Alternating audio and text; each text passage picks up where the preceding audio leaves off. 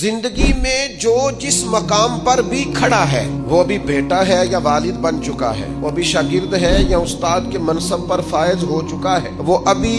طالب علم ہے یا عملی زندگی میں کسی شعبے کے ساتھ منسلک ہو چکا ہے، اگر وہ چاہتا ہے کہ اگلی زندگی میں کم از کم ناکام نہ ہو تو پیچھے جو اس سے کوتاہیاں ہو گئی ہیں ان کا اعتراف کرنا شروع کرے۔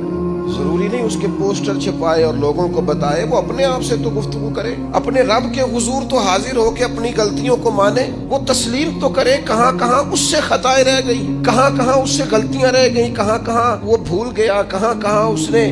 سمجھنے میں اور اپنا شعور بلند کرنے میں دیر کر دی۔ جب تک اعتراف جرم نہیں ہوگا اتنی دیر تک غلطیوں کی تربیت ہو سکتی۔ دیکھو کیا کہتے ہیں، ربنا ظلمنا انفسنا، اللہ ہم نے زیادتی کی ہے اپنی جانوں پر، وَإِن لَمْ تَغْفِرْ لَنَا، اگر تو نے معاف نہ کیا، وَتَرْحَمْنَا، اور ہم پر رحم نہ فرمایا، لَنَكُونَنَّ مِنَ الْخَاسِرِينَ، پیچھے سے جو ہونا تھا وہ ہو گیا، اور اگر آئندہ بھی کرم نوازی نہ ہوئی تو ہم تو نقصان والوں میں ہو جائیں، نقصان تو بڑھے گا، روز گھاٹے میں جائیں گے۔ ہم جب تک تسلیم نہیں کرتے، مان لو سیاستدانوں تم سے غلطیاں ہوئی ہیں، تمہیں موقع ملے تھے، تمہارے پاس وقت تھا، مانو کہ تم سے غلطیاں ہوئی ہیں،